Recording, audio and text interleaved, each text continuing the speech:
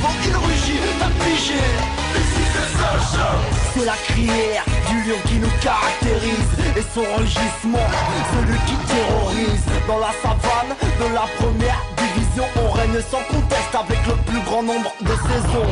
On fait partie du paysage de 80 ans d'âge. Mais les crocs du lion sont toujours aiguisés, acérés, attisés par un glorieux passé. La flamme qui vit dans nos cœurs ne connaît pas d'extincteur. À l'origine du professionnalisme et du championnat de France, on est longtemps resté une référence. Notre lion a engendré des lionceaux, premier club à se doter d'un centre de formation.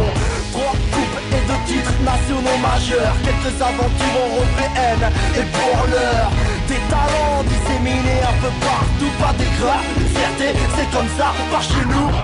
La crinière du lion, une couronne sur son encolure, symbole de l'empire, le roi des animaux d'un coup de griffe. Notre lion va laisser rivaux, il t'a pigé. Ici c'est Sacha.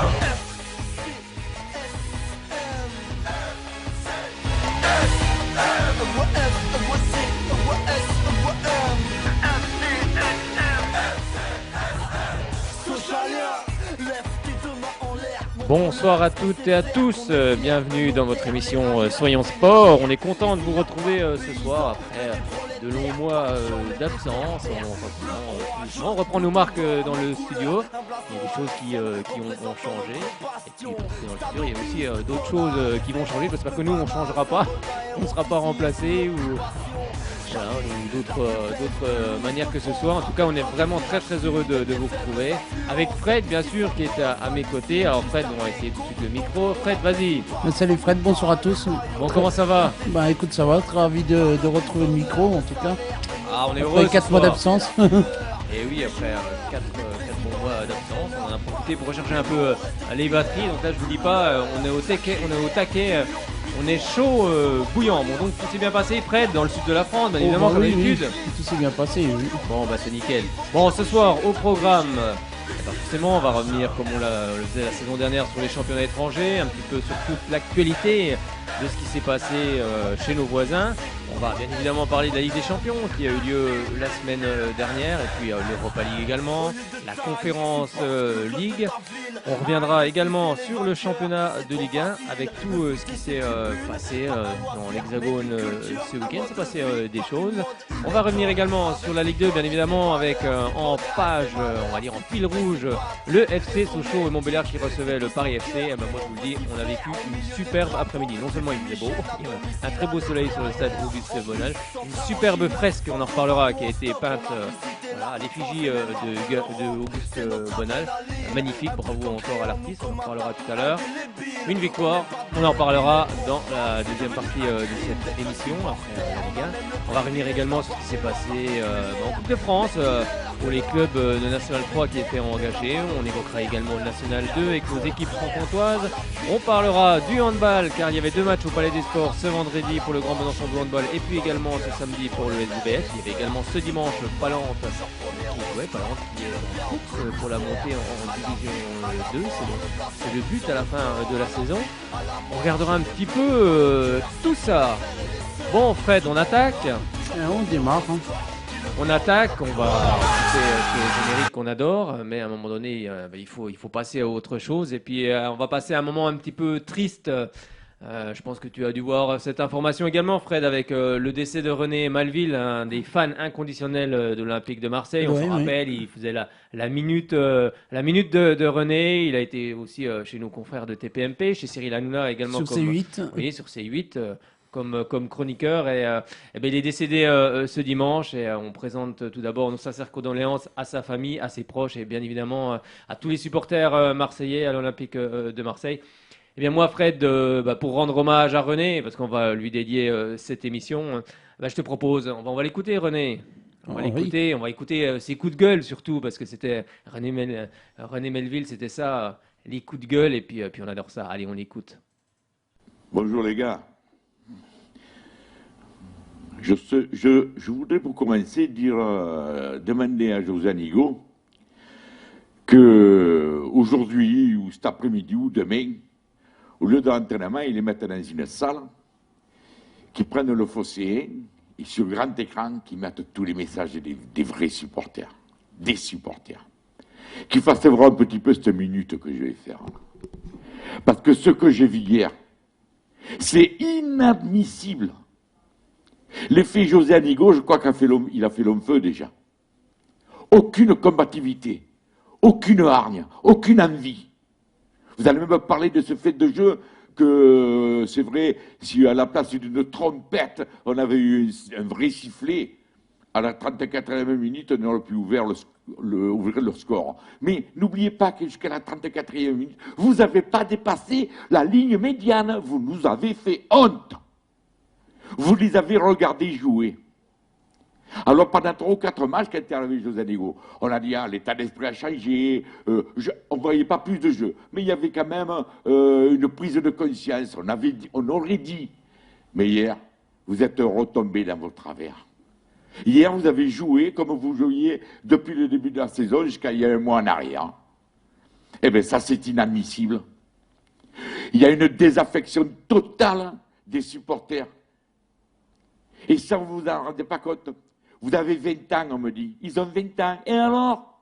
Et Rabiot à Paris, quel âge il a? Il a 18 ans. Nasri, il avait 16 ans quand il était dans le Grand Bain. Landreau, il avait 16 ans et demi. Il se bougeait le cul. Mais à l'époque, on n'avait pas des machines sur les oreilles, soi-disant pour la concentration. Si vous voulez de la motivation, regardez un petit peu le regard des supporters.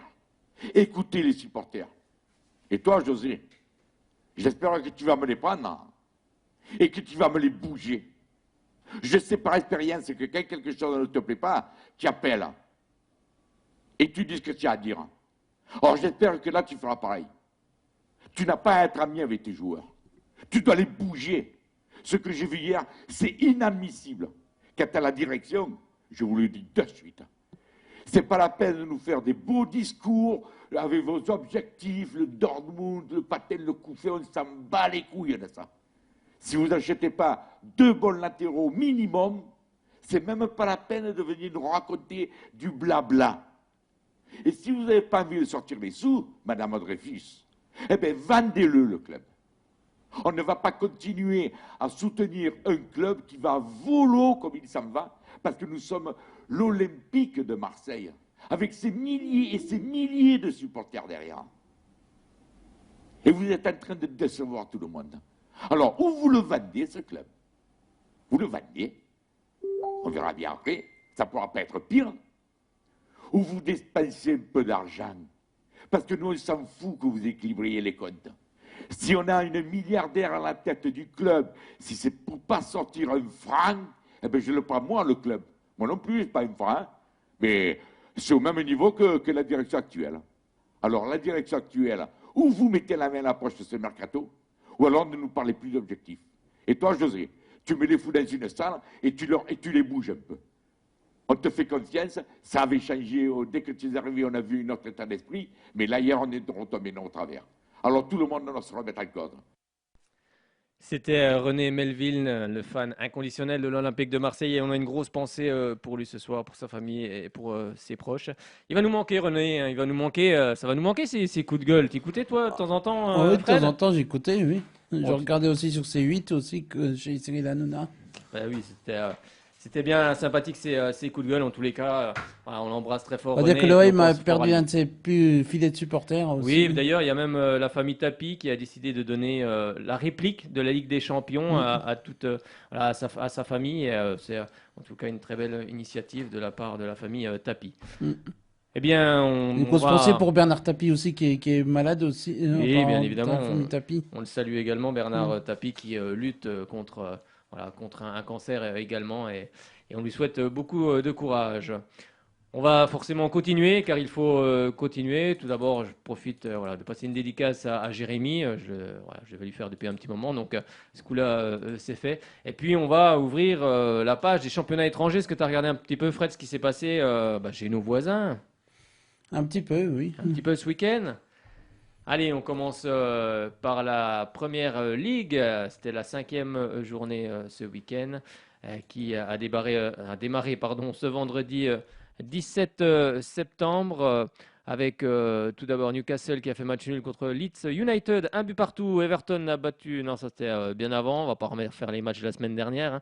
Wolverhampton ce samedi a été battu sur son terrain par Brentford 2-0. Liverpool a battu Crystal Palace 3-0. Arsenal est allé battre Burnley 1-0. Watford en a fait de même du côté de Norwich City 3-1. Manchester City a été tenu en échec par Southampton à domicile 0 partout. Aston Villa a battu Everton 3-0. Brighton a battu Leicester City 2-1. Manchester United s'est imposé du côté de West Ham 2-1 avec un but de Cristiano Ronaldo parce qu'on n'avait pas repris l'émission, mais Cristiano Ronaldo est dorénavant du côté de Manchester United en provenance de la Juventus de Turin. Et puis dans le grand haut match, Chelsea est allé battre Tottenham 3-0. Et on va regarder le classement, on va regarder ce que ça donne avec Liverpool qui est en tête avec 13 points, suivi de Chelsea, le même nombre de points. Manchester United est 3e avec 13 points, 4e Brighton 12 points et 5e City avec 10 points.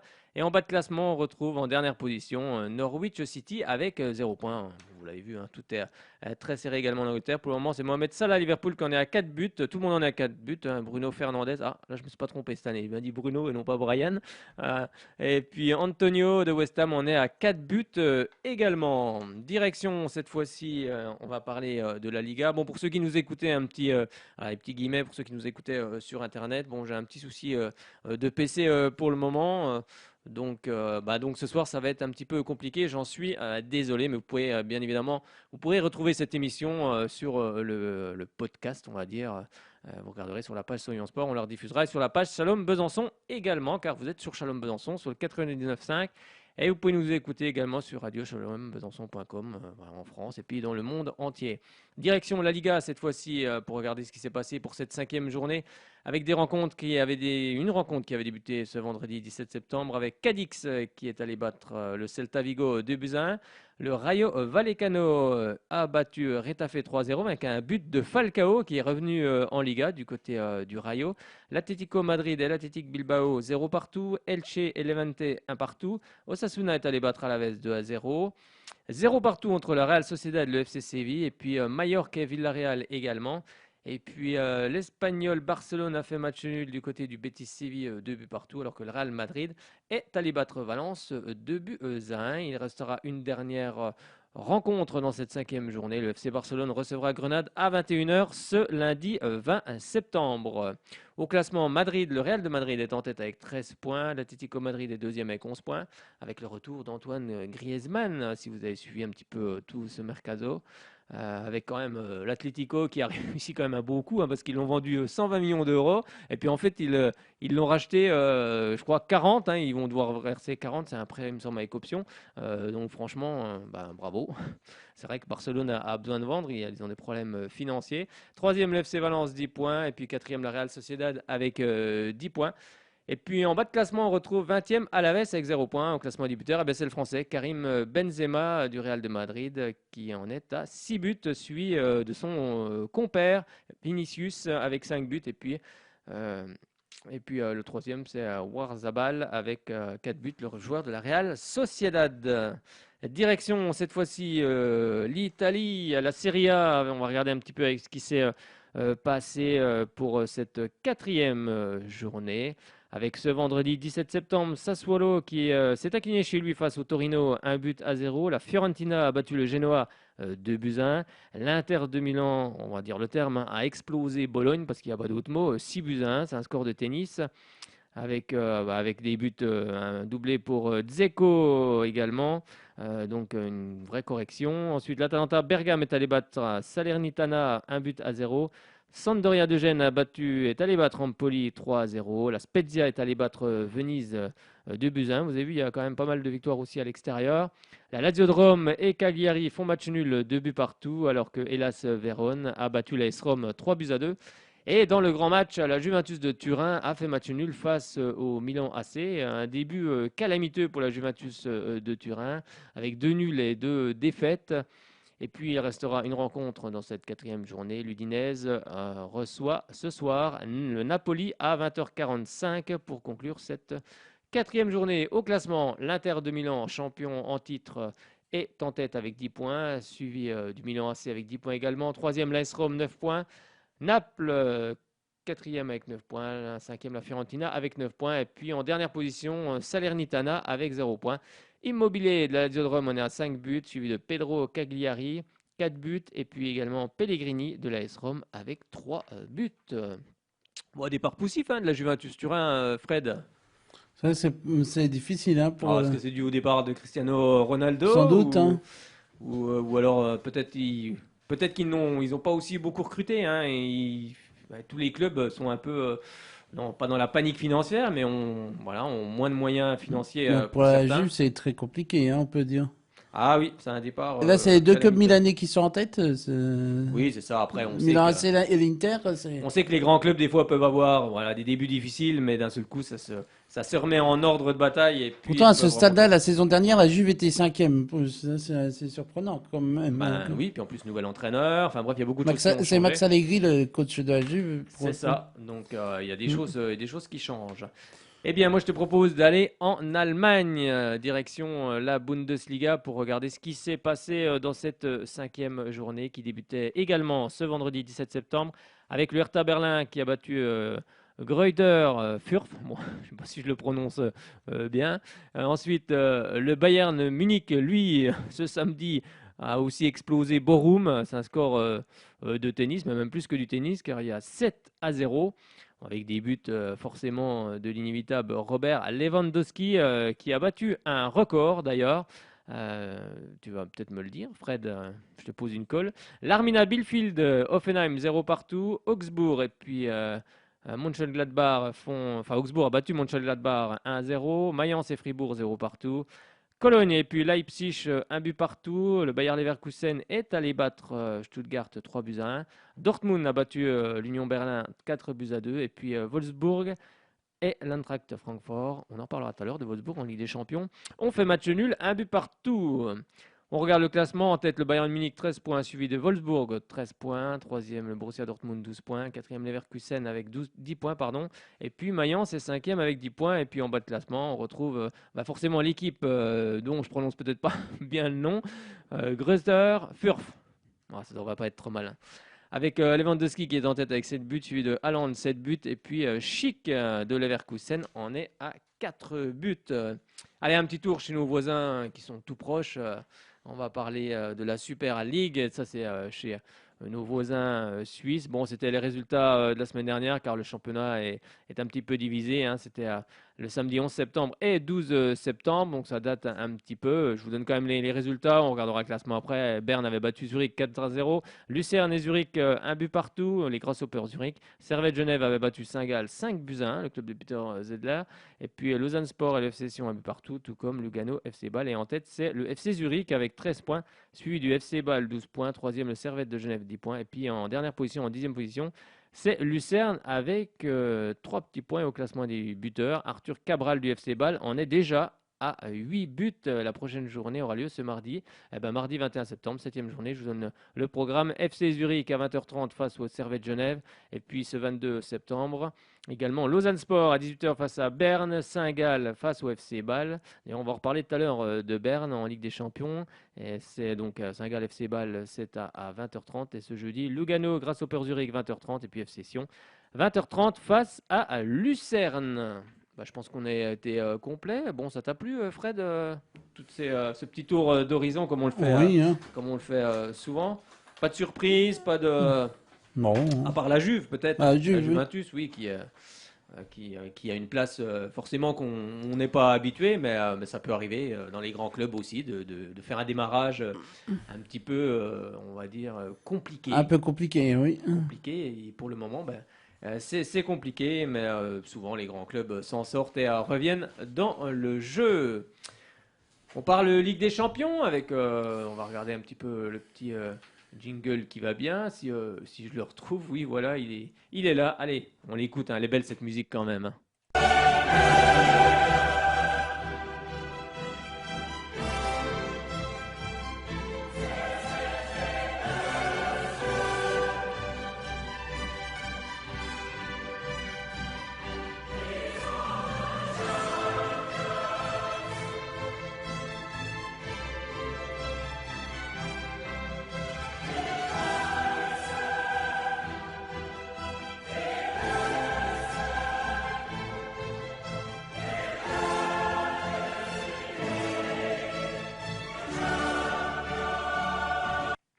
Ah, c'est magique, cette musique, on l'adore. Bah, je vais vous donner déjà tous les résultats dans les différents groupes. Dans le groupe A, mais on y reviendra après. Manchester City a battu Leipzig 6 buts à 3, pareil, des scores de tennis. Bruges et le Paris Saint-Germain, on reviendra tout à l'heure dessus. L'Atlético Madrid dans le groupe B et Porto 0 partout. Liverpool et Milan a battu le Milan AC 3 buts à 2. Dans le groupe C, Borussia Dortmund est allé battre le Beşiktaş Istanbul 2 buts à 1. L'Ajax Amsterdam a corrigé le Sporting Lisbonne 5 buts à 1, c'était à l'extérieur. Le Sheriff Tiraspol, équipe surprise, hein. Attention, il faudra la suivre cette équipe qui a battu le Shakhtar Donetsk 2-0. Shakhtar Donetsk, tombeur de Monaco en barrage. Le Real de Madrid est allé s'imposer du côté de l'Inter de Milan 1-0. Et puis dans le groupe E, le Bayern Munich, dans le choc face à Barcelone, est allé battre les Barcelonais 3-0. Bah, il n'y a pas eu photo, hein, sur cette rencontre. Et par contre, Kiev et le Benfica Lisbonne ont fait 0 partout. Et dans le groupe F, une surprise, les Young Boys de Berne ont battu Manchester United qui a été réduit à 10 et pourtant qui menait au score 2 buts à 1, alors que Villarreal et l'Atalanta Bergame font 2 buts partout. Et dans le groupe G, c'est le groupe de Lille, on en reparlera juste après. Le FC Séville et le Red Bull Salzbourg, 1 but partout. Et puis dans le groupe H, Chelsea a battu les Zénith Saint-Pétersbourg. Et puis la Juventus de Turin est allée battre Malmö. Eh bien, des résultats. Fred, on va revenir sur le match entre Bruges et puis le Paris Saint-Germain avec un petit pari, hein, il faut le dire. On a vu un petit Paris Saint-Germain et puis un excellent FC Bruges, il faut aussi le souligner. Il y avait une très belle équipe de Bruges qui a joué avec ses moyens et qui a joué avec l'envie. Et ils ont fait vraiment un bon résultat. Ils ont vraiment embêté cette équipe du PSG qui déjà n'était pas en grande forme dans cette rencontre, mais ils l'ont vraiment poussé. Ils auraient presque pu l'emporter dans cette partie, mais parce que c'est Paris qui avait ouvert le score et puis Bruges qui a égalisé, mais le FC Bruges a eu plusieurs fois l'occasion de prendre l'avantage dans cette partie. Si vous n'avez pas suivi cette rencontre, on réécoute. Donne-lui. Diallo vers Mbappé. Ah, il aime ça, partir de ce côté gauche là. Un contre un.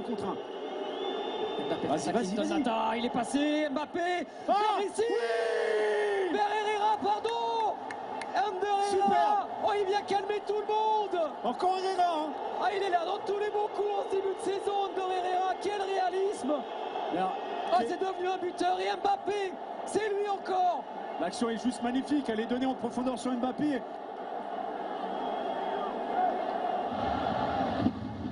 Ouais, bien joué. Ouais. Avec ce bol, c'est bien. Attention, Van Aken. Oh là, quelle action. Et la défense parisienne complètement prise. Quelle réaction du club Bruges. Et non, la soirée ne sera pas si facile pour Paris. Voilà, là, quand il faut accélérer le jeu derrière, ça c'est bien. Oh là, l'équerre. Oh, Lionel Messi. Et Diallo sont en souffrance sur le plan défensif dans le 1 contre 1. Ouais, Enzo qui fait pas de cadeau non plus à Kylian Mbappé, c'est Rodrigue de Ketteler. Bien joué. Ce ballon lui revient, Charles de Ketteler. Oh, de Ketteler et heureusement encore le mur Keylor Navas.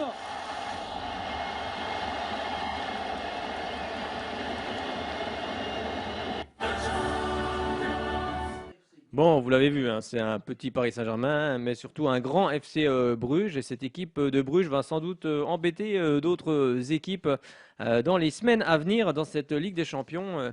Et puis, on va écouter tout de suite les réactions de l'entraîneur, justement l'entraîneur de cette équipe de Bruges, Philippe Clément. Et puis, vous allez écouter aussi les réactions du côté du Paris Saint-Germain. Je suis très fier de mes joueurs. Ils ont joué un très grand match. Mentalement, physiquement, tactiquement, aussi avec beaucoup de discipline, mais aussi avec, comment on dit en français, les colonnes. Et ça c'est très important aussi mentalement, c'est pas facile. On commence le jeu, Paris Saint-Germain avec beaucoup de qualités. Les premiers 5-6 minutes, c'est difficile. Après, on vient avec le ballon un petit peu plus de confort et tu reçois un but. Après 15 minutes, mais la réaction était vraiment bien. Ça reste très important. Mes joueurs, ils ont joué un très grand match et pense, un match historique pour le club de Bruges. Presnel, vous avez été bougé par ces Belges ici à Bruges. C'est un résultat qui n'est pas immérité finalement. Comment vous l'avez vécu cette entrée en Ligue des Champions? Déjà pour commencer, comme vous l'avez dit, c'est la Ligue des Champions, donc c'est le haut niveau. On est tombé face à une belle équipe de Bruges, il faut savoir aussi le reconnaître, même si on n'a pas joué notre meilleur football. Voilà, ils ont du mérite. Ce soir, ça a été un match assez compliqué, mais voilà, on a quand même pris un point et le plus important, ça reste quand même le fait qu'on n'ait pas perdu. Ils vous ont mis beaucoup d'impact physique. Votre duel avec De Ketelaere a été impressionnant. Ils ont profité peut-être des largesses défensivement de votre côté. Vous vous attendez à ça de la part de vos adversaires qui vont aller chercher vos points faibles, forcément? Bien sûr, il faut savoir aussi respecter ces équipes-là. Même si voilà, on sait que sur papier, on a l'équipe qu'il faut. Mais après, il faut le démontrer aussi sur le terrain. Et comme je l'ai dit, c'est une équipe qui a pas démérité ce soir. Et oui, une équipe qui n'a pas démérité, il a tout à fait raison. Presnel Kimpembe. Et on va passer au match de Lille, où Lille aurait dû remporter cette victoire face à Wolfsburg. Tant les Lillois ont été supérieurs dans cette partie, ils se sont même retrouvés à 11 contre 10 avec l'exclusion du joueur allemand de cette équipe de Wolfsburg. Et puis ils ont poussé les Lillois, mais Wolfsburg n'a pas craqué avec Maxence Lacroix, l'ancien Sochalien qui était en défense centrale. Et puis également Jérôme Roussillon qui était sur le côté. Et cette équipe allemande n'a pas craqué, elle a plié, mais elle n'a pas craqué. C'est vrai que les Lillois n'ont pas réussi. Pourtant, ils avaient marqué, mais le but de Jonathan David a été, on va dire, regardé par la VAR. Et le ballon était sorti, juste l'action qui a amené le but, le ballon était sorti en touche.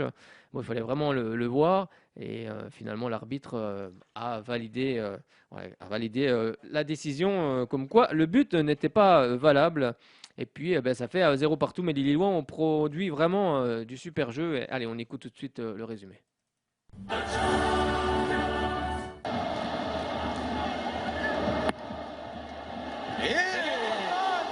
Plus haut que tout le monde de la tête. Quelle occasion! Il y a de la taille à Wolfsburg, il y a de la taille à Lille aussi. Ouais, là, par contre, ça a tapé fort. Je ne sais pas si d'ici a entendu quelque chose. Ça a tapé extrêmement fort. Aïe, aïe, aïe, oui. Et les soigneurs arrivent. Jonathan David, servi par Benjamin André. Jonathan David, qui a éliminé les Brooks. Le centre en retrait, Burak Yilmaz. Oh, qui glisse, quelle opportunité pour les Lillois. Deux mauvaises glissades, Eric. Ah oui. J'espère qu'ils sont bien cramponnés, d'abord là. Mais c'est involontaire évidemment. Ah, et puis surtout ensuite là. Et Renildo également, alors qu'il lui a échappé. Récupération. Angel Gomez, il n'est pas sorti ce ballon. Angel Gomez qui va trouver Iconé. Allez, Jonathan David.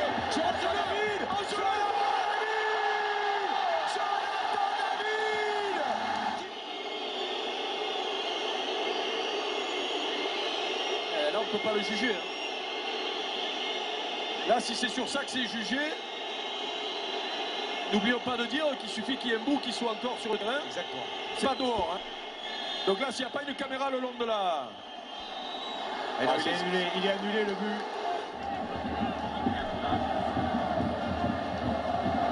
Yazice, Castel. Oh, José Fonte proche du bonheur suprême. Et oui, c'était la Ligue des Champions. On écoute tout de suite les réactions entre Lille et Wolfsburg.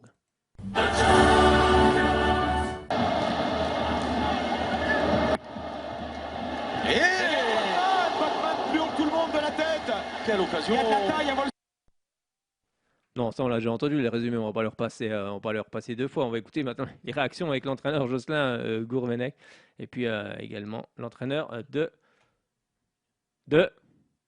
Wolfsburg qui est Van Bommel. Ah, il ne suit pas, monsieur Frédéric. Compte tenu de ce qui s'était passé le week-end dernier à Lorient, évidemment satisfait du contenu, de ce qu'on a pu proposer, du fait d'avoir beaucoup gêné le leader de la Bundesliga. Je pense qu'on s'est mis en mode coupe européenne. Et il fallait ça, il fallait évidemment hausser le curseur, hausser le niveau, parce que la Champions League, c'est un peu plus dans tous les secteurs, en termes de concentration, en termes d'investissement, en termes de course sur le plan technique, en termes d'organisation, et il fallait avoir une équipe dense, forte défensivement, ce qu'on a été, parce qu'on n'a rien concédé à Wolfsburg. Et après, il fallait aussi leur poser des problèmes dans leur dos, ce qu'on a fait. Une petite chose qu'on peut se reprocher, c'est de ne pas avoir bien fini nos actions, ou mieux fini nos actions. Et la fois où, voilà, ce soir, je pense que ça se joue à quelques centimètres. Et ce n'est qu'un point, mais sur le visage de l'équipe, on montre qu'on est capable de faire de très belles choses, d'être conquérant, d'être très ensemble. C'était ça qu'il fallait aussi ce soir.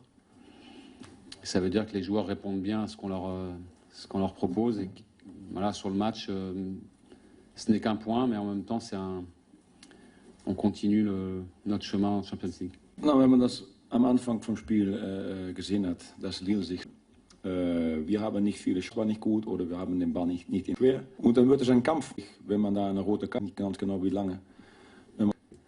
Egal ob die jetzt und auf die Art und Weise, aber dass jede Mannschaft hat das hervorragend.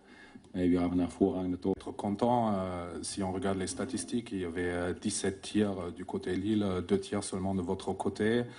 Donc pourquoi vous n'avez pas vraiment trouvé votre entrée dans ce match? Et puis je veux dire aussi que ce qui était positif, comme vous avez mentionné, 35 minutes à 10, donc c'est plutôt un bon signe pour la défense. Et la réponse du coach, c'est bon, oui, dès le début de la partie, Lille était très en retrait. Ils ont essayé de jouer des contres contre nous. Et bon, ça, ils peuvent le faire parce qu'ils ont les bons joueurs pour faire cela. Nous n'avons pas vraiment réussi à créer quoi que ce soit.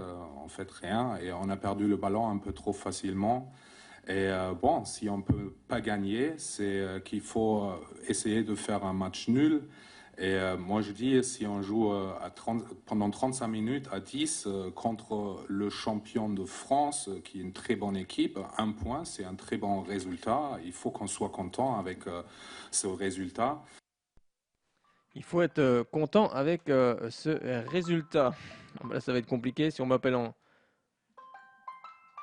en plein direct, désolé, je peux pas répondre au téléphone. Allez, on va s'intéresser aussi à l'Europa League. On va parler des deux clubs français avec l'Olympique Lyonnais qui fait une superbe opération en s'imposant du côté des Glasgow Rangers 2-0 dans une rencontre maîtrisée de bout en bout.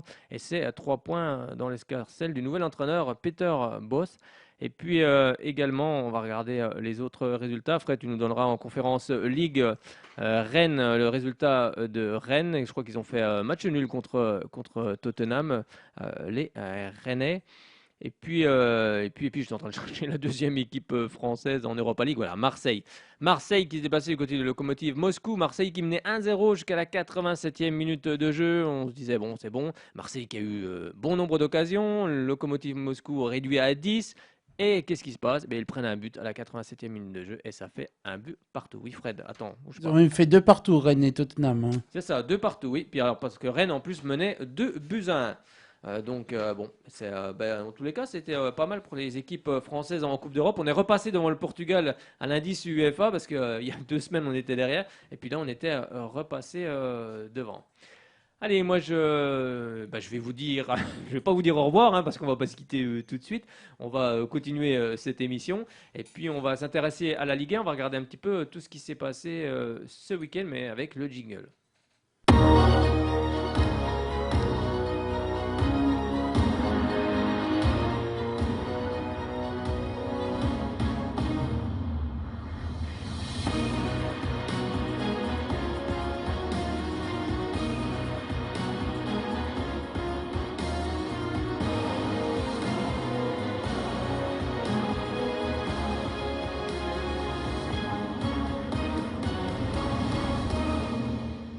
Allez, on parle de cette 6e journée qui démarre par un derby entre Strasbourg et Metz avec une large victoire des Strasbourgeois, 3-0 au début de signé Ajorc, 6e minute de jeu sur penalty. Ensuite, c'est Habib Diallo qui était du côté de Metz encore il y a quelques temps, qui marque un doublé, 26e et 40e minute de jeu. Eh bien, c'est Strasbourg qui remporte cette victoire avec Julien Stéphan, qui est bien évidemment le nouveau entraîneur du Racing Club de Strasbourg. Lui, il n'aime pas trop la phrase. Vous savez, on dit souvent un derby, ça ne se joue pas, ça se gagne. Bon, lui, il n'aime pas ça. Il dit un derby, cela se joue. Je n'aime pas cette expression, on va l'entendre.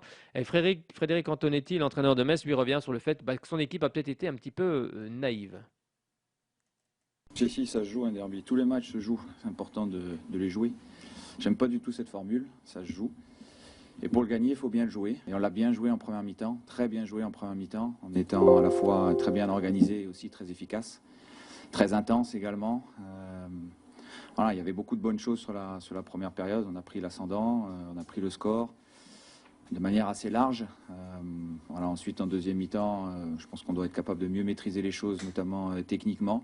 Voilà, un peu plus de justesse par séquence nous aurait peut-être permis de nous créer encore plus de possibilités. Je ne vais pas faire la fine bouche, mais voilà, je constate aussi que sur la seconde période, on a eu par moment du déchet.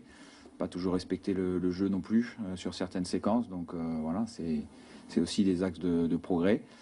Il faut être lucide et correct dans l'analyse, mais je vais bien évidemment féliciter les joueurs pour ce match, pour ce résultat. J'ai envie de remercier également le public pour cette atmosphère exceptionnelle. Méno était en fusion et voilà, je suis content que les joueurs et le public aient pu partager un moment comme ça aujourd'hui dans un derby. C'est assez simple. Hein. Strasbourg était meilleur que nous.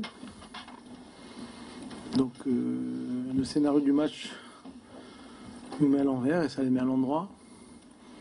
On prend un penalty très rapidement, donc on est mené à 1-0. Après, dans le jeu, c'était assez égal, sans qu'on soit inquiété. Donc voilà, après on a pris des contres, parce qu'on a laissé beaucoup d'espace. Dans une envie de bien faire, on a été naïf. Mais voilà, donc à partir de là, c'était... Quand on laisse beaucoup d'espace à Habib Diallo ou à York, ça devient plus compliqué. Donc le scénario leur a été favorable, nous a été défavorable, et ils ont été meilleurs que nous, tout simplement, dans leur gestion de match. Écoutez, il y a des périodes difficiles dans le football, hein, enfin dans la vie aussi. Donc il faut savoir les surmonter. Donc après il faut travailler, il faut savoir qu'il y a des jours sans, comme ce soir, et puis on espère qu'il y aura des jours meilleurs par la suite. Il y a un chiffre qui doit être assez parlant, c'est le nombre de fautes de Strasbourg dans l'engagement, beaucoup de fautes par rapport à nous. Donc on est très très naïf, on est très tendre à ce niveau-là. Donc il y a eu énormément de fautes de Strasbourg. Parfois limite. Les deux premières, 71, côté gauche. Donc, je n'ai pas le nombre, peut-être que vous l'avez, mais je n'ai pas regardé.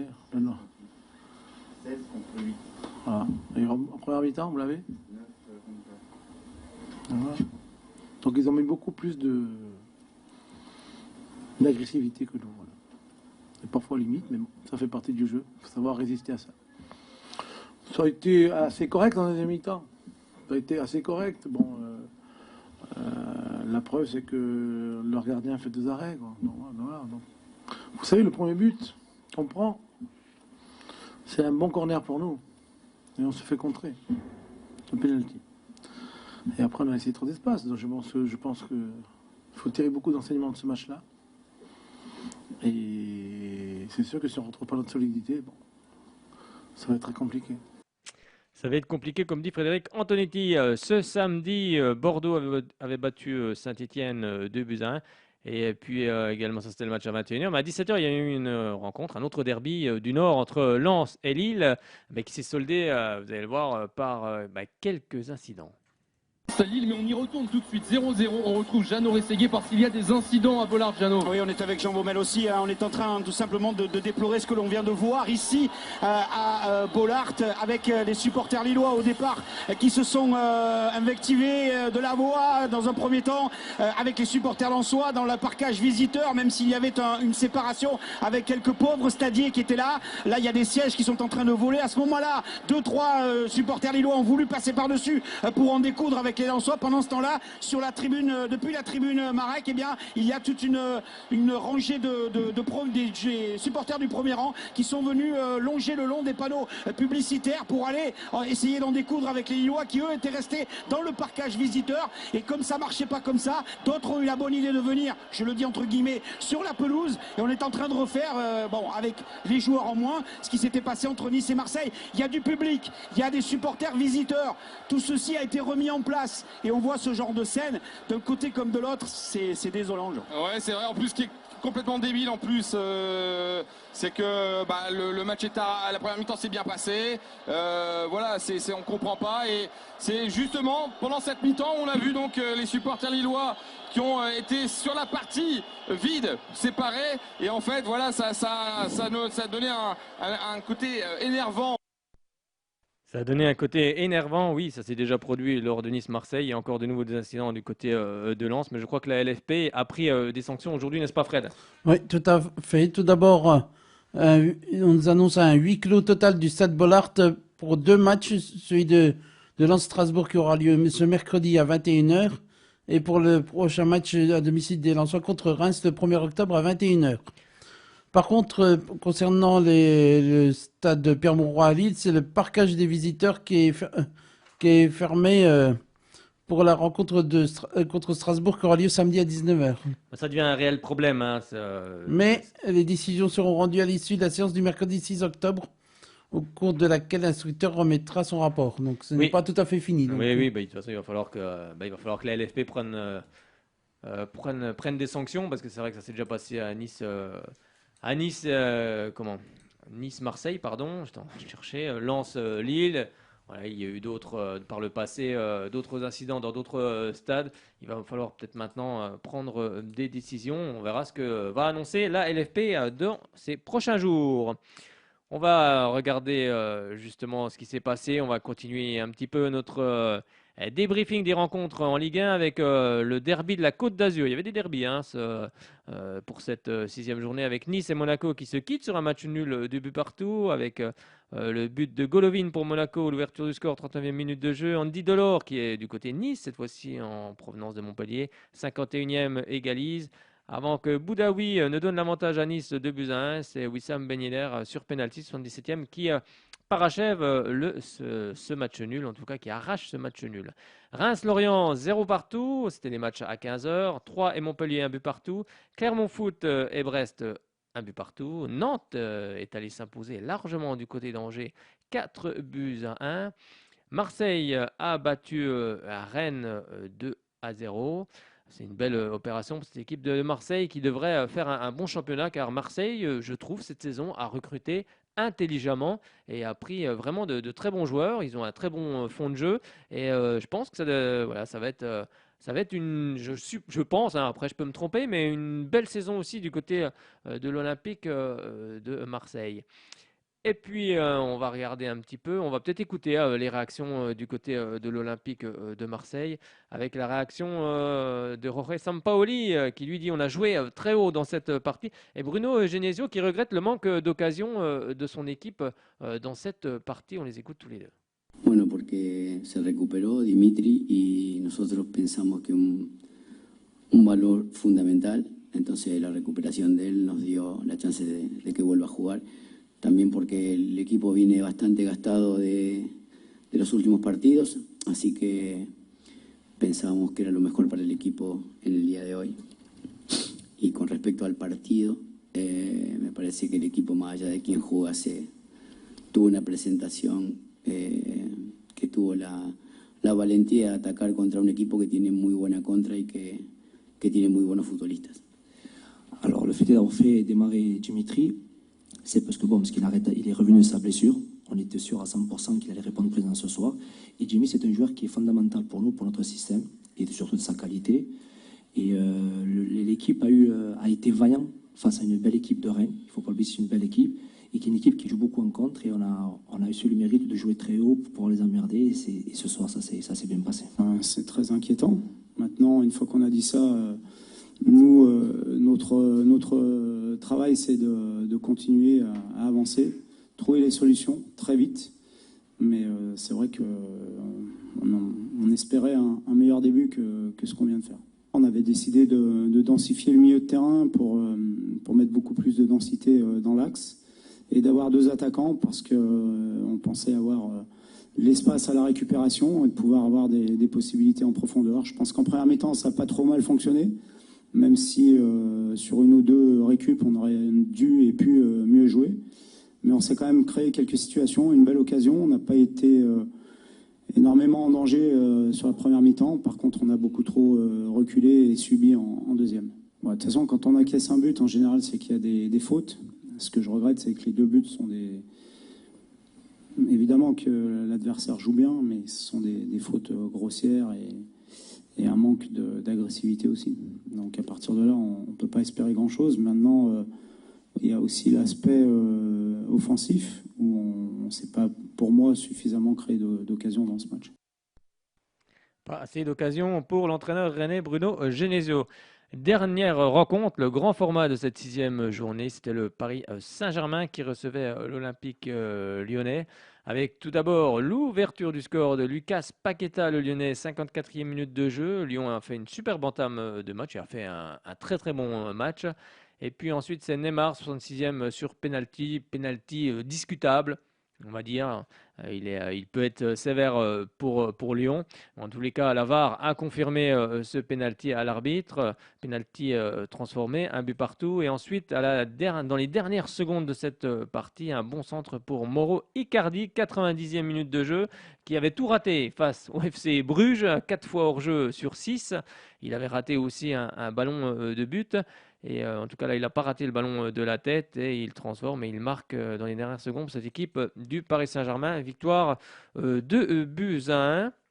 Avec, vous allez voir, on va parler juste après Lionel Messi qui était sorti pour Pochettino, puis ça lui a pas trop plu à l'attaquant argentin. Mais on reviendra là-dessus juste après. On va tout d'abord écouter les réactions du côté de ce match avec Neymar qui est forcément content de la victoire, mais aussi content d'avoir retrouvé le public. Et puis du côté de Peter Bosz, il parle, lui, il revient sur le penalty, mais surtout que son équipe n'a pas défendu jusqu'à la fin. C'est plus sur cet aspect-là que cela a dérangé l'entraîneur lyonnais. Et on les écoute tous les deux.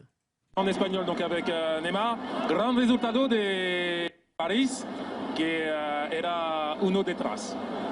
Sí, un gran resultado en casa. Bueno, teníamos que ganar el partido, sí o sí. Y bueno, remontamos el partido, estamos muy contentos. Fue un gran esfuerzo de todo el equipo, pero creo que tenemos y sabemos que tenemos que mejorar un montón ainda. Un montón aún.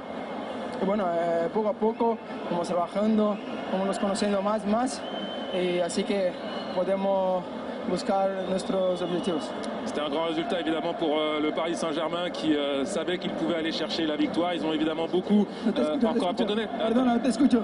Estoy haciendo la traducción. Donc je termine. Ils ont encore beaucoup de travail pour progresser, mais ils sont sur le bon chemin. C'est ce que nous a dit l'attaquant parisien. Última pregunta.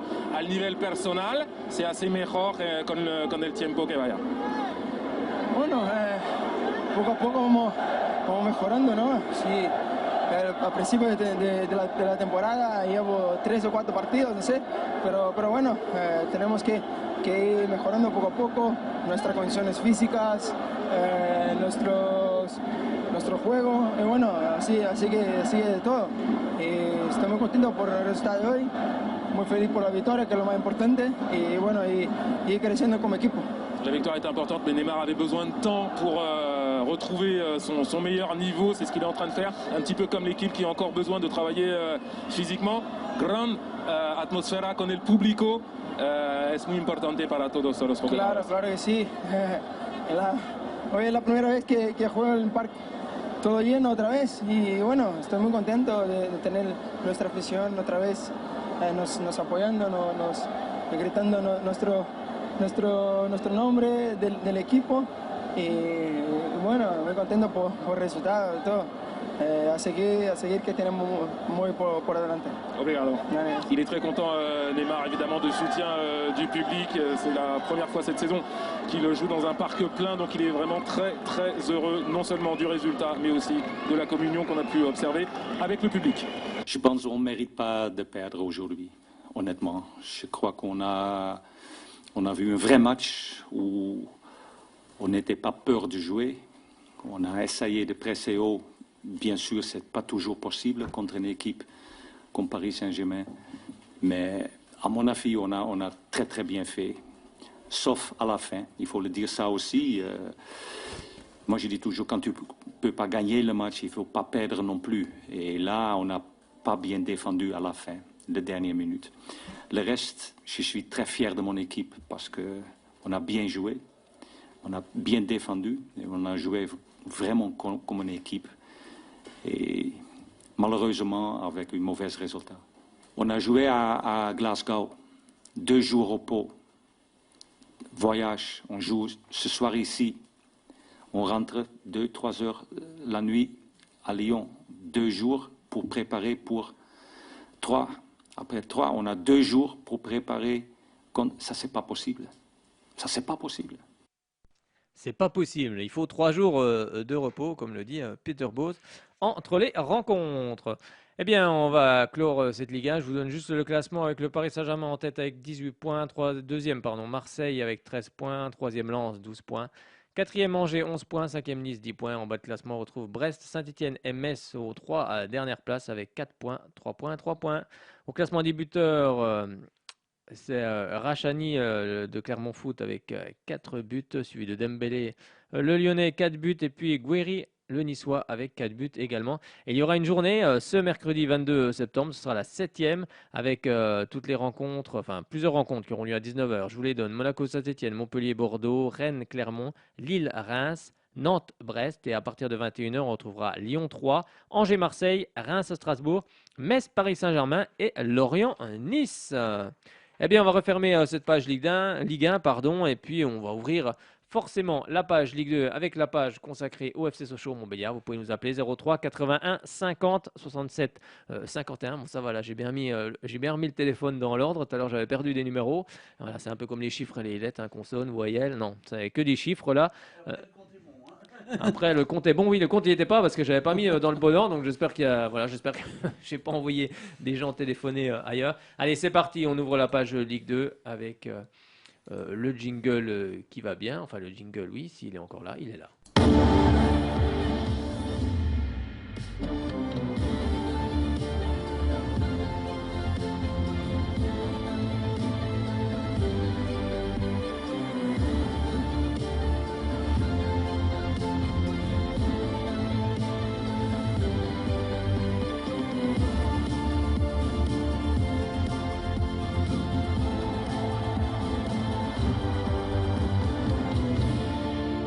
Allez, on ouvre la page Ligue 2, mais restez avec nous tout à l'heure, car à 19h15, 19h20, on aura Gwendoline Matos, qui est membre de l'équipe de France de goalball. Et puis, pour les Jeux paralympiques de Paris, elle veut faire Paris 2024, eh bien, elle sera avec nous et elle répondra à toutes nos questions. Elle viendra nous expliquer un petit peu son parcours et puis également cette discipline du goalball qu'on connaît peut-être pas suffisamment car elle n'est pas forcément médiatisée. Donc on a décidé de la mettre à l'honneur ce soir. Et puis on va la suivre aussi tout le long. On va aller demain aux entraînements. Enfin bref, on va en reparler tout à l'heure avec elle. Mais là, on est dans la partie Ligue 2. Je vous donne déjà tous les résultats de cette 8e journée avec l'AC Ajaccio qui est allé s'imposer du côté de Rodez 2-0. Bon, l'AC Ajaccio, vous savez qu'il y a eu un match la semaine dernière avec Sochaux.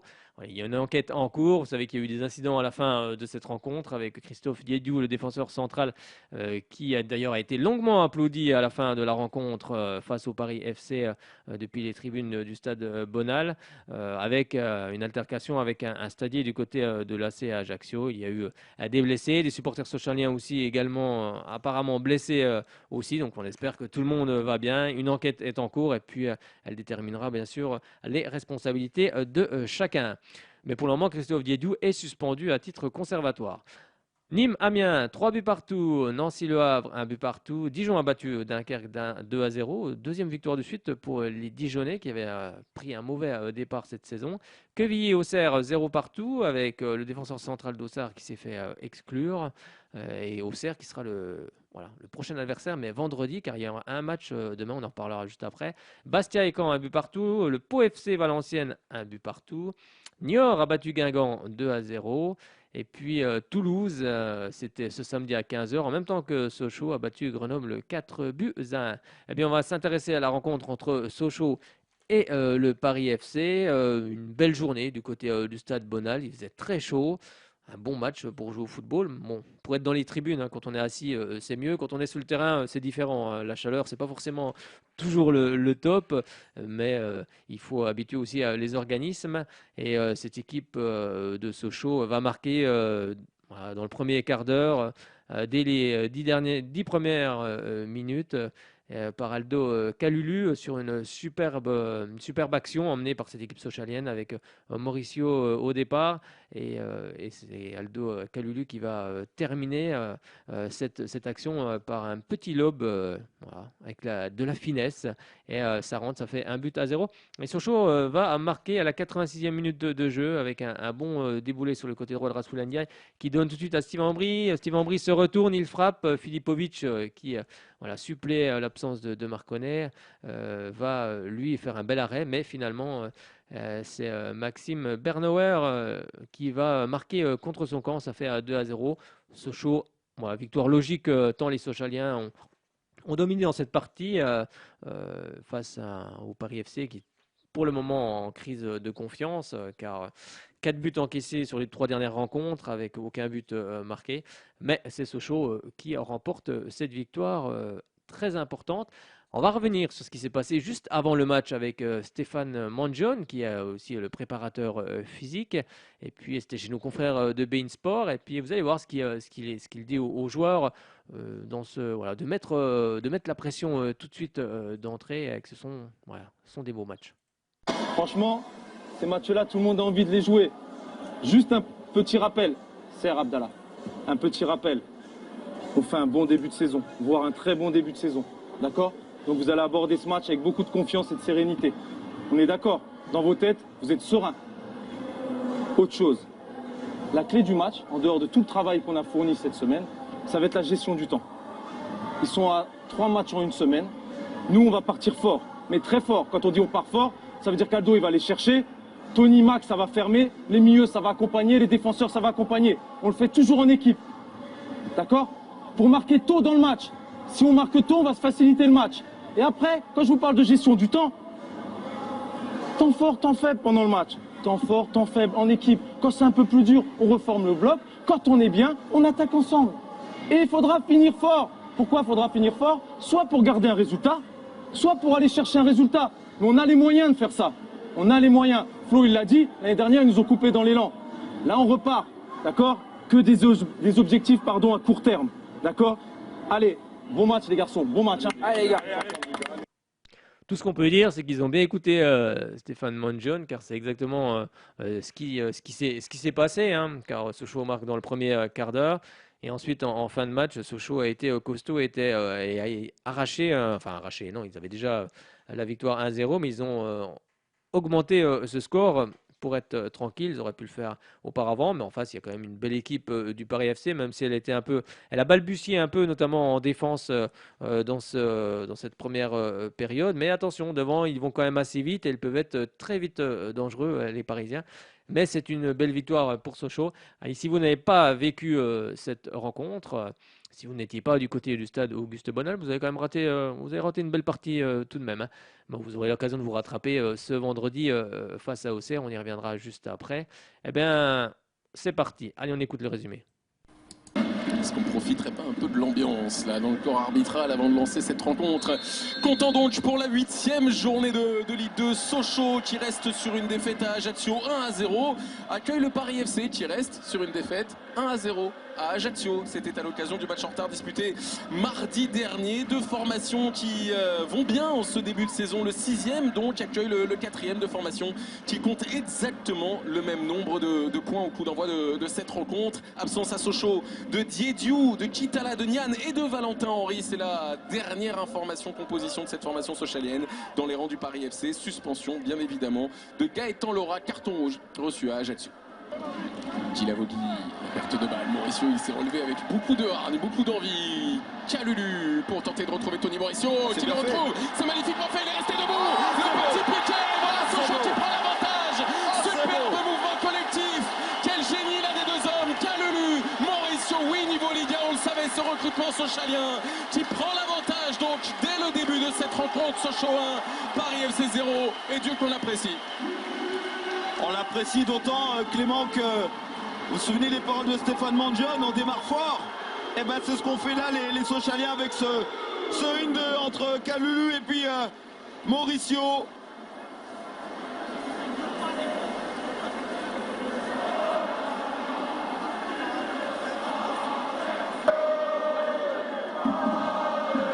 C'est bien fait chez Koumardia qui était en première attention, c'est bien fait Maxence Prévost qui était sur la trajectoire de ce ballon, mais la première réponse en tout cas parisienne, 15e, 16e minute. Ça aussi c'est bien fait de la part de Florin qui va avoir une deuxième possibilité sur le contrôle orienté poitrine là. C'était magnifique, ça c'est moins bien fait en revanche de la part de Cyril Mandouki. Mandouki encore. Qui peut s'avancer, oui, il peut frapper, bien sûr qu'il peut frapper. Ça fait 2 fois que les frappes parisiennes, en revanche, elles arrivent directement sur Maxence Prévost. Corner à venir pour les coéquipiers de Gaëtan Vesbeck. Frappé en 2 temps, justement, avec Vesbeck qui tente sa chance. Premier poteau, Filipovic sur la trajectoire, vigilant. Edson Carré qui a placé les caméras BeIN dans la causerie, dans les échanges tactiques, dans l'intimité véritablement de cette journée de match pour la formation du PFC de Thierry Loret. Et on remercie encore une fois les clubs de jouer le jeu de BeIN Sport. Attention à ce ballon, encore une fois, cette fois-ci, il est en Vesbeck qui ne cadre pas, mais il vise systématiquement le premier poteau de Filipovic. Il figure plutôt que 19e quand on imaginait le groupe sochalien. C'était avant de savoir que Valentin Henry avait été touché aux adducteurs en fin de semaine et qu'il était donc absent pour cette rencontre. Steve Ambry pour tenter ce Steve Ambry. C'est parti vite. Et derrière Steve Ambry qui peut profiter d'avoir été le premier sur ce ballon aux dépens de Mandouki pour s'avancer vers le but de Filipovic avec Tebili désormais qui retrouve Steve Ambry. L'enchaînement et derrière le but contre son camp. Bernauer qui vient gâcher d'une certaine manière la parade de Filipovic. Sochaux fait le break à 5 minutes du terme. Sochaux s'envole vers une victoire qui va compter, c'est une certitude dans l'histoire de cette saison. Sochaux 2e du classement. C'est sans doute vers ça désormais qu'on se dirige.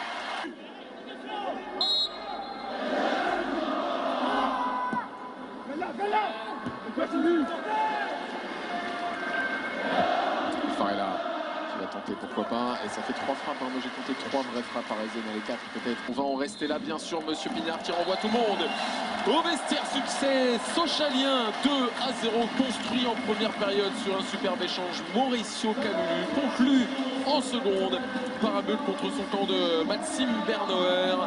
Les Sochaliens remontent à la 2e place du classement quand les Parisiens s'enfoncent dans une petite crise de résultats, va-t-on dire, avec sa 3e défaite consécutive. 3e défaite consécutive pour le Paris FC, mais 3e victoire à domicile pour les Sochaliens. Avec les réactions tout de suite, l'entraîneur sochalien Omar Daf, forcément satisfait de la prestation de ses joueurs. Et puis on va écouter aussi également Thierry Loret, qu'on connaît bien du côté de Sochaux. Il a été l'ancien milieu de terrain du FCSM et puis ancien coach aussi également de Strasbourg. Et je vous propose d'écouter les réactions des 2 coachs. Très heureux, parce qu'on voulait faire une grosse entame, c'est ce qu'on a réussi à faire. Derrière, il y a eu des temps forts et des temps faibles qu'on a pu bien gérer, donc c'est une belle victoire cet après-midi. On savait que c'était une équipe très expérimentée, avec de la puissance, avec des individualités qui pouvaient nous mettre en danger, donc on a su les mettre en difficulté avec l'entame qu'on voulait faire, c'est-à-dire un jeu rapide au sol, donc on a réussi à trouver des décalages et puis à les mettre en difficulté dans l'axe. Maintenant, on est très heureux parce que face à cette équipe du PFC, on avait fort à faire. Féliciter aussi Thierry Loret parce que c'est vraiment une équipe très difficile à manœuvrer, raison pour laquelle cette victoire a encore une saveur particulière. C'est ce qu'on veut mettre en place. On ne réussit pas à chaque match à développer les jeux qu'on aimerait, mais cet après-midi, la satisfaction est que il y a des joueurs qui ont pris leurs responsabilités. On a posé le ballon au sol, contrairement à notre dernière sortie à Ajaccio. Ils nous ont fait déjouer un tout petit peu. Là, cet après-midi, on a fait une bonne entame et on a aussi fini fort parce que je pense qu'on aurait pu faire le break plus tôt. Mais oui, on ne va pas faire la fine bouche. C'est une belle victoire qui va faire du bien après notre dernière sortie contre la CR. On travaille pour donner des émotions à nos supporters. Aujourd'hui, on était très contents aussi de retrouver le COP. On connaît leur importance dans ce stade. Mais en tout cas, quand l'équipe joue de cette manière-là, on est très heureux parce qu'on essaie de mettre des choses en place à l'entraînement. Quand on voit comment on a évolué les 50 premières minutes, c'est plaisant. Maintenant, il faut qu'on continue à garder une certaine régularité et puis surtout à être plus efficace dans le dernier geste, parce qu'on a eu des situations, on a eu plus de situations que cette équipe pour pouvoir l'emporter. Maintenant, il faut continuer toujours à se perfectionner, parce qu'il y a eu des bonnes choses, il y a des choses qu'on peut améliorer. Pour une défaite, on est toujours un peu déçu, forcément. Après, il y a différents types de déceptions. Autant contre Guingamp, voire Ajaccio, ça me semblait légitime parce que on avait fait des matchs qui se tenaient et on ne méritait certainement pas la défaite. Aujourd'hui, on n'a pas été assez présent sur l'entame de match, ce qui a permis aux Sochaliens de se procurer quelques situations et d'ouvrir le score, surtout, c'est ce qui a été primordial pour eux. Et par la suite, on s'est réveillé un peu, mais quand on court après le score comme ça, contre une équipe qui défend bien, c'est toujours délicat, quoi. Voilà. Et puis après, bon, on se prend un deuxième but en compte. C'est pas quand on prend des risques pour revenir au score, forcément, on laisse un peu plus d'espace. Et quand on laisse un peu plus d'espace, l'adversaire peut se servir de ces espaces pour marquer un deuxième but. Voilà. C'est en plus un deuxième but qui est assez chanceux, mais bon, c'est pas ça qui fera que le match aurait pu changer. C'était les réactions du FC Sochaux Montbéliard avec Omar Daf et puis également Thierry Lauré qui revenait sur cette partie. On va regarder un petit peu les stats dans cette partie et si on les retrouve, oui voilà, elles sont là, les stats. Sachez qu'il y en a qui aiment bien un petit peu les stats. Voilà, les stats après la possession de balle a été parisienne avec 53%, comme quoi la possession ne veut absolument rien dire en football.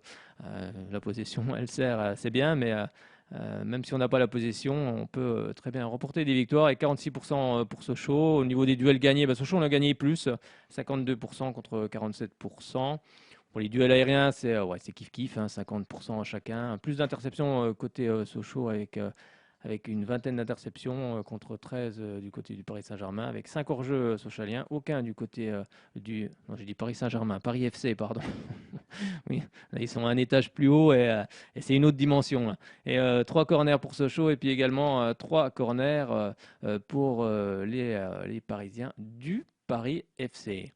Avec un petit nouveau qui est arrivé dans cette équipe sochalienne, issu du centre de formation de l'US Souroche. Il est d'ici. Et puis c'est Sidi Diane qui est rentré en fin de partie et qui a fait une belle prestation également. Et c'est ça aussi le FC Sochaux Montbéliard, c'est la formation, c'est les jeunes joueurs.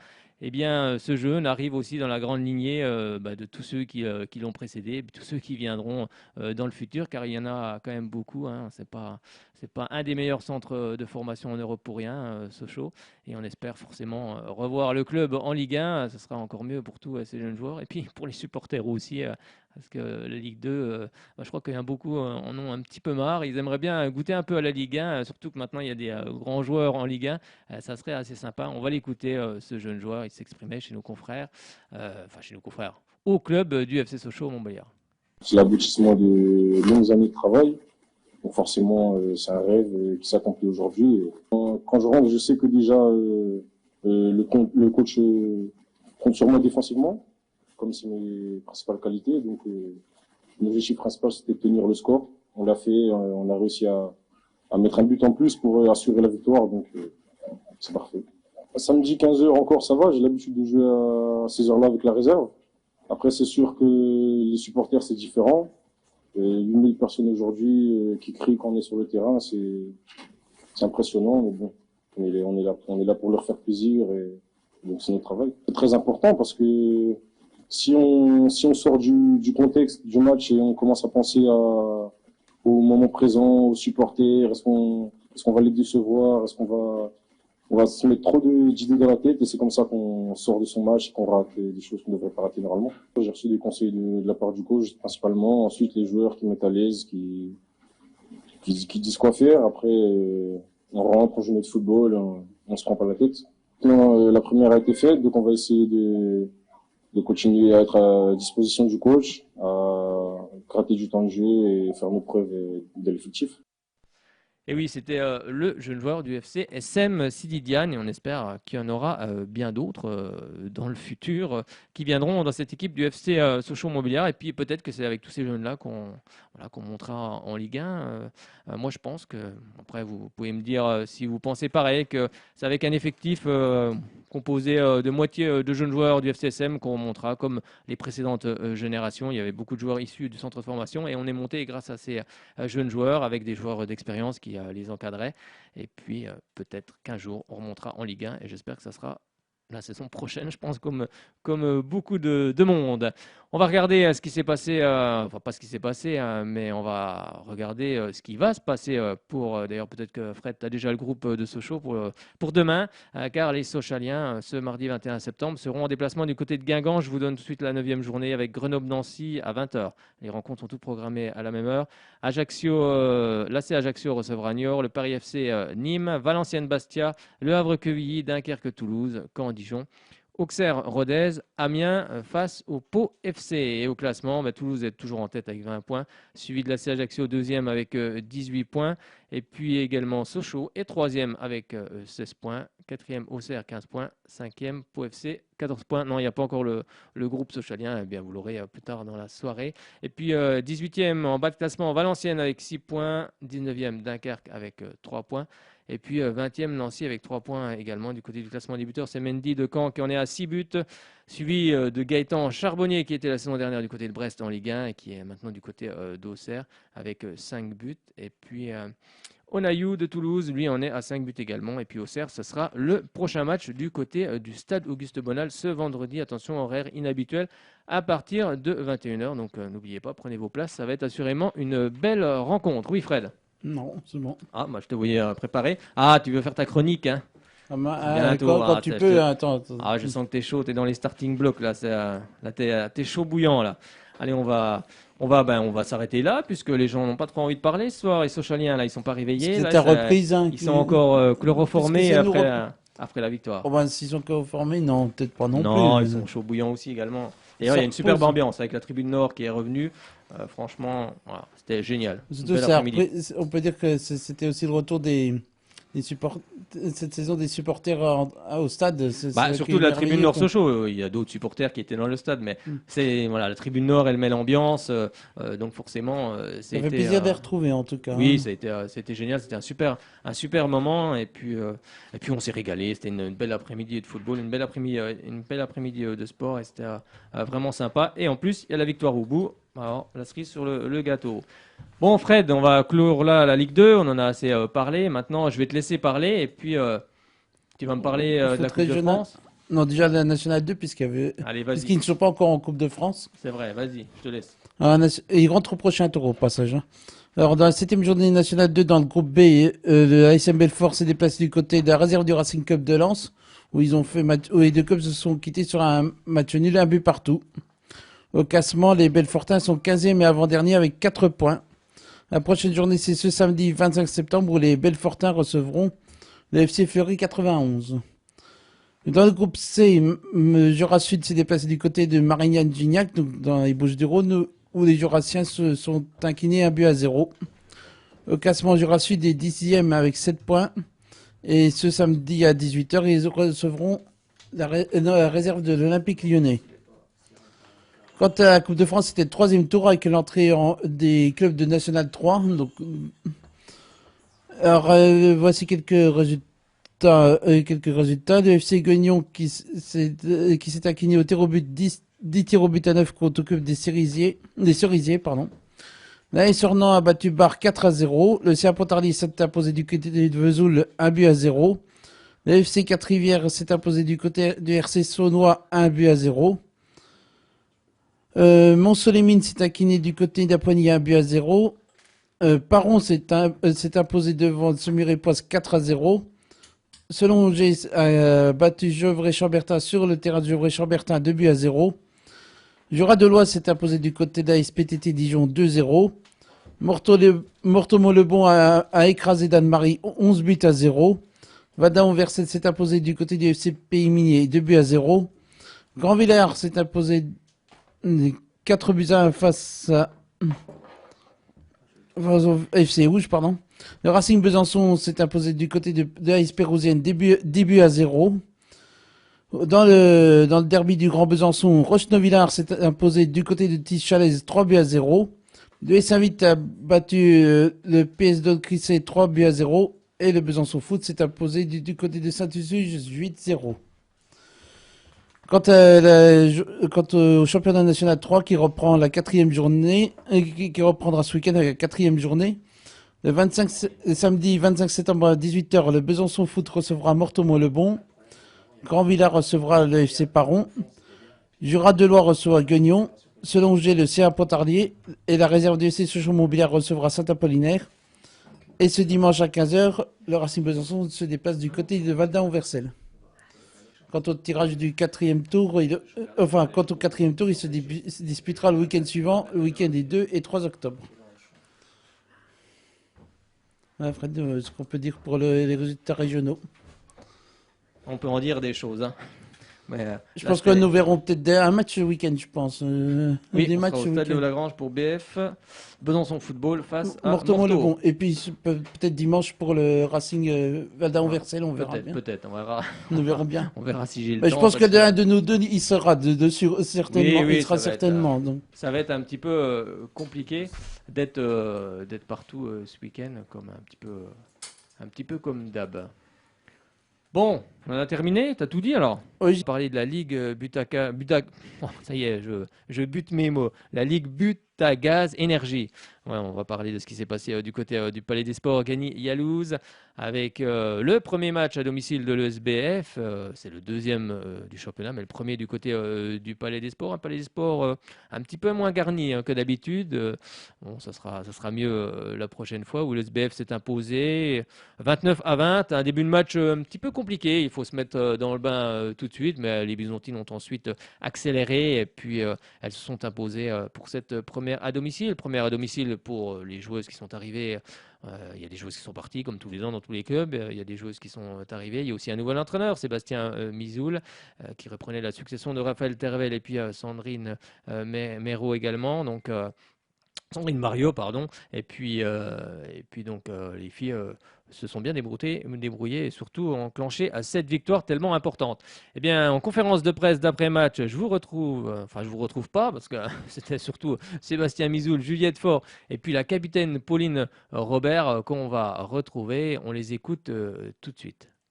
On a eu un peu peur de retomber dans les mêmes travers que contre Metz où il y avait une relation avec la pivot et à chaque fois il y avait but ou 7 mètres. Donc on a essayé de régler ça le plus rapidement possible. Ça n'a pas été simple. Et on savait que Plantuc c'est une équipe qui lâche jamais rien et que même avec une joueuse majeure blessée, elles vont jouer comme ça toute la saison. Donc je pense qu'elles seront capables de faire des résultats, de faire des surprises à certains moments. Voilà, ce qui a changé, c'est la manière de défendre sur la deuxième mi-temps, en fait, d'arrêter de monter sur des joueuses qui ne sont pas du tout dangereuses, et ce qui fait que le désalignement, trouvait Chavez plus facilement. Ça a été plutôt bien fait, puis sur l'enchaînement, montée de balle et ce qu'on fait en attaque, c'était plutôt intéressant. Il en manque encore, je pense que ce soir il manque encore quelques buts au compteur. L'addition aurait dû être un peu plus salée. Mais non, je suis content. Plus 9, c'est bien, on se met dans le sens de la marche par rapport au revers à Metz. Donc c'est bien. Un but encaissé, 11 en première et 9 en deuxième. Donc c'est bien. Et puis à noter les arrêts de Roxane en deuxième mi-temps qui correspondent aussi à la manière dont on défend. Donc c'est toujours plus facile quand on ne se trompe pas en défense de faire des arrêts. C'est un peu le même scénario, oui et non. Metz, Plantuc et Metz, on ne peut pas faire de comparatif entre Plantuc et Metz. Ils jouent quasiment sans gauchère, ils jouent quasiment sans demi-centre. C'est incomparable. Ouais, c'est une victoire comme l'autre, j'ai envie de dire ça fait 3 points, mais on ne fait pas 6. Ça en fait que 3, donc voilà, la route est longue. Donc l'objectif c'est d'en gagner rapidement le plus possible. On sait ce qui nous attend derrière. Donc ouais, ce soir la victoire était impérative, même si on a travaillé sur nous, on n'a pas pensé qu'à ça. Je pense que les choses pourront le dire, mais on travaille beaucoup sur nous, la manière dont nous on doit jouer. Donc voilà, c'est une victoire importante, elle fait du bien au moral, parce qu'on sort d'une bonne semaine d'entraînement aussi. Donc c'est bien de valider tout le travail qui a été fait cette semaine, qui n'a pas été forcément très drôle après Metz. Ouais, la seule chose qui me manque encore, c'est qu'on arrive difficilement à mettre nos ailières gauche en situation favorable de tir. C'est le petit point noir, on va dire. Voilà, on arrive bien à jouer, c'est vrai que les scores sont assez répartis. On a des solutions à droite, on a trouvé des solutions en pivot, chose qu'on n'avait pas trouvée à Metz, donc on a avancé sur ce point-là. Maintenant, il faut qu'on arrive aussi à jouer sur les extérieurs, à côté gauche. On a soit Camille Austin ou Chiara, on a deux joueuses de qualité sur ce poste-là, donc ça serait bien qu'on puisse exploiter les qualités de toutes. Je pense qu'on a mal débuté, mais que la deuxième mi-temps, on a réussi à gommer les erreurs qu'il y a eu en première et qu'au fil du match, on a réussi à prendre confiance. Et puis, moi, personnellement, j'ai senti que la défaite était plus possible. Et je pense que ça, c'est un bon état d'esprit, c'est bien, il faut le garder. Oui, mais il y avait encore, on a fait des petites pertes de balles qui devait pas avoir. On prend des buts sur le pivot alors qu'on savait qu'il fallait faire attention, alors qu'en deuxième mi-temps, on n'a pas trop vu. Enfin, je sais pas d'ailleurs si les pivots ont marqué, mais je pense pas qu'on a réussi à gommer les imperfections et c'est bien. Oui, c'est sûr, ça fait toujours plaisir de revoir du monde, de revoir le palais, même s'il n'était pas très très rempli. Mais on espère que ça sera mieux les prochaines fois et forcément ça donne des émotions encore un peu plus fortes. Je me sens bien, je prends du plaisir, je m'amuse. Je pense que c'est le principal. Un match qui fait plaisir de retrouver le Palais des Sports et puis on ouvre surtout notre compteur de victoires, donc c'est très, très intéressant. Une belle victoire, mais on aurait pu encore faire mieux parce que les 20 premières minutes c'est encore un peu brouillon. Après on est une équipe jeune, mais on a senti quand même de la maturité à se reprendre et à vite trouver des adaptations, à vite se remettre au sérieux et c'est pour ça qu'à la fin il y a un si grand écart et c'est très encourageant, il faut qu'on travaille là-dessus. Nos débuts de match sont un peu nos points faibles, que ce soit à Metz ou sur ce match-là, donc il faut qu'on travaille ça, mais on garde la tête froide et c'est le plus important. Et puis hâte de jouer le prochain match. On va regarder ça à la vidéo. On va travailler pour et puis le temps peut-être des adaptations, je sais pas. À chaud comme ça, j'arrive pas à dire, faut que je regarde les images et puis qu'on en rediscute ensemble. Savoir ce qui nous a pêché. Beaucoup plus d'activités, on a fait énormément de coups francs, je trouve. En deuxième mi-temps, en fin de première aussi, on commence à se lâcher là-dessus. Il faut vraiment qu'on garde cette activité et ce combat continue. C'est ça qui va faire notre force et les équipes en face, j'espère, avoir peur de nous. Oui, Natalia, elle répond présente dans le registre où on l'attend et on l'a recrutée pour ça, pour avoir un peu de force de frappe vraiment de loin. C'est ce qui faisait un petit peu défaut. Donc c'est plutôt positif. Peut-être qu'elle s'adapte peut-être plus facilement qu'Alexandra, je sais pas. Maintenant on a beaucoup de jeux qui jouent aussi de la gauche vers la droite, qui la mettent elle un peu plus en situation. Alexandra elle a fait des choses intéressantes. Donc voilà, je pense que ça va venir quand les deux vont être, quand Alexandra sera au même niveau que Natalia, ça sera bien. Mais de l'autre côté, on voit une Audrey Dembélé qui s'exprime en deuxième mi-temps, qui fait des choses très très bien. Deux joueuses qui ont un peu le même profil, qui peuvent shooter de loin, qui peuvent aussi faire des duels, comme elle a fait Audrey à un certain moment. Alexandra elle est capable de le faire aussi. Peut-être que ça prendra un petit peu plus de temps pour l'une, parce que chaque joueuse est différente dans l'adaptation. Mais ça va, elle travaille dur, les entraînements sont de qualité, donc ça va venir. On a vraiment, là, le groupe qu'il y avait ce soir, il y a de la rotation, on peut se permettre de faire des rotations sans que le niveau baisse. Donc c'est surtout ça qui est important. Oui, on se devait de gagner ce match-là pour éviter de se faire mal au crâne, pour attaquer la suite des matchs qui nous attendent, qui sont quand même des matchs compliqués à entamer. Donc on part avec ces 3 points et puis cette confiance aussi en nous, se dire que défensivement on peut augmenter notre curseur et ça va être très très important pour les matchs qui nous attendent. C'était les réactions de Sébastien Mizoul, l'entraîneur de l'ESBF, également de Juliette Faure, la demi-centre, et puis la capitaine Pauline Robert, la pivot. Et elles se déplaceront, les filles de l'ESBF, du côté de Chambray, ce vendredi 24 septembre, à partir de 20h. Chambray, qui est souvent la bête noire. C'était la bête noire ces dernières années. C'était compliqué pour Besançon, mais on espère que les filles de Sébastien Mizoul vont ramener à la victoire. Et au classement, pour le moment, le SBF est en 7e position, mais c'est que le début, c'est que la deuxième journée. Et puis on va regarder ce qui s'est passé également du côté des filles toujours, mais en National 1, car il y a quand même 2 équipes à Besançon. Il y a la réserve de l'ESBF, mais il y a également Palante Besançon qui veut monter en 2e division. Et puis elles se sont imposées ce dimanche 35-22 face à, bon je vais essayer de bien le prononcer parce que c'est pas évident, Arenheim Trüstersheim. Ben finalement, je le prononce de mieux en mieux, donc ça commence à venir. Bon, si je le reprononce l'année prochaine, ça voudra dire que Palante est toujours en National 1, donc j'espère qu'elles seront en 2e division. Et puis la réserve de l'ESBF, elle, s'est inclinée du côté de la JDA Dijon Handball, 30-20.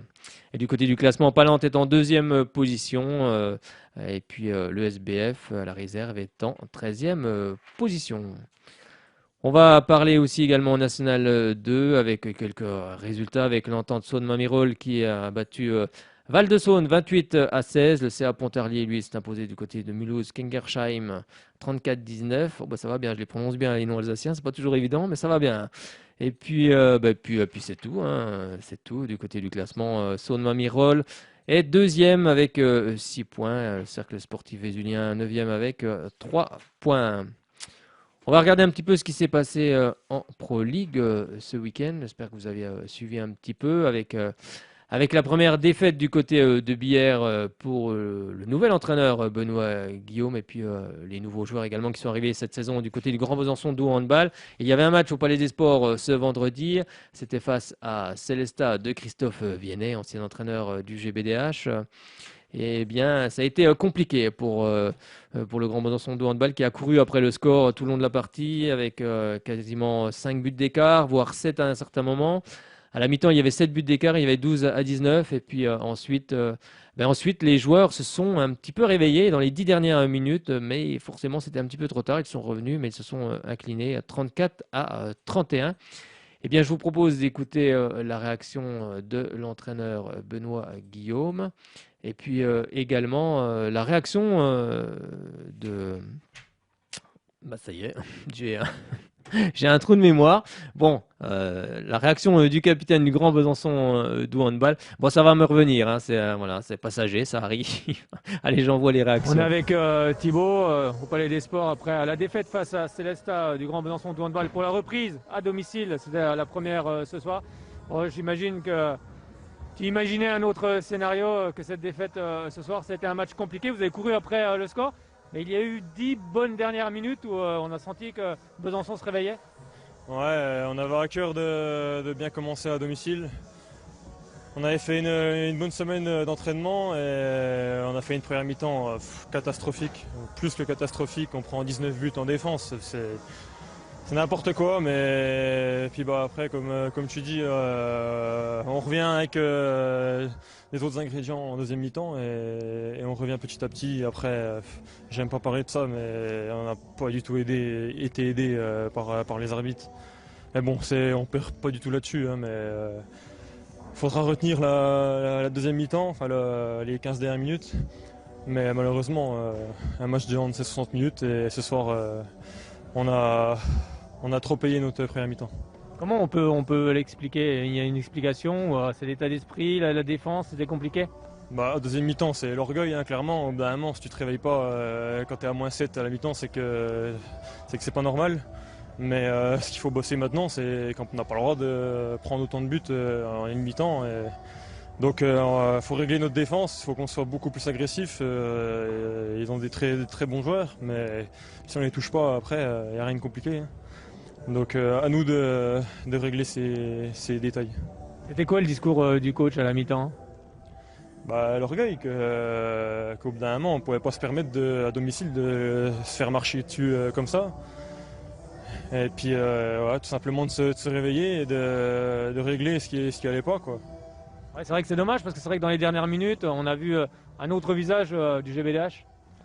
Ouais, après, aimé le voir, quand tu grattes après 2-3 buts, tu commences à y croire, et puis voilà quoi. En attaque c'était mieux, on a poussé les ballons, en défense on a changé de système qui nous a permis de plus être sur l'homme et on a réussi à gratter beaucoup de ballons comme ça. Mais donc voilà, après, comme je leur dis, faut faire ça pas qu'un quart d'heure. Oui, car maintenant tu es capitaine de cette équipe, c'est aussi une vraie marque de confiance, c'est aussi une responsabilité. Ouais, c'est une responsabilité. Moi, la fin de première que je fais, tu peux faire ça quand tu as 18 ans, mais maintenant j'ai plus le droit, donc à moi de me remettre en question aussi. Et chacun d'entre nous va regarder ce qu'il a fait de bien, ce qu'il a fait de mal. Ce soir, beaucoup plus de mal quand même, mais on a un groupe jeune et on va régler ça très vite. Oui, comme tu l'as dit, il y a un nouveau coach, il y a aussi des nouveaux joueurs qui arrivent, il faut que tout le monde s'intègre, il faut trouver aussi des automatismes. C'est ça, c'est pas facile. On n'a pas eu une prépa facile, on avait 2 matchs en moins. Mais bon, c'est pas une excuse quand même. Hein, mais il faut pas être impatient avec ce groupe. On est jeunes et il nous faudra encore un peu de temps avant que la mayonnaise prenne. Et il y aura un prochain match du côté de Villeurbanne cette fois-ci. Là, ça va être très important. On a déjà un match mardi en Coupe de France à Sarrebourg. On va pas le prendre à la légère parce que c'est une équipe qui va jouer le maintien avec nous. Donc même si c'est la coupe, ça reste un match très important. Et puis après on enchaîne avec Villeurbanne. Vendredi, on va devoir aller chercher la victoire impérativement. Merci beaucoup Thibaut, et puis on vous souhaite la victoire contre Sarrebourg et puis également contre Villeurbanne la semaine prochaine. Merci, bonne soirée. On est avec Benoît Guillaume, le nouveau coach du Grand Besançon de handball. Bon, je suppose que pour une première, vous auriez aimé un autre scénario ce soir que cette défaite face à Célestat. Oui, et au-delà de la défaite, la forme en première mi-temps. Voilà, c'est ce qui est la plus grosse déception du soir. C'est d'avoir joué en réaction en deuxième mi-temps quand on n'a plus rien à jouer. Voilà, donc la plus grosse insatisfaction, elle vient du fait qu'on ne s'est pas mis à la hauteur de ce qu'on devait produire ce soir, notamment en défense en première mi-temps. Ben oui, c'est énorme. Le problème, c'est que à chaque fois qu'un adversaire vient nous provoquer, il prend un avantage. Donc les shoots sont produits tôt. Nous, on essaie de mettre du rythme au jeu, donc ça peut conforter le fait qu'il y ait beaucoup de buts sur cette mi-temps. On pourrait aussi ralentir le jeu et jouer plus calmement, mais on a cette ambition d'avoir un jeu rapide du fait souvent du déficit un peu physique vis-à-vis des adversaires.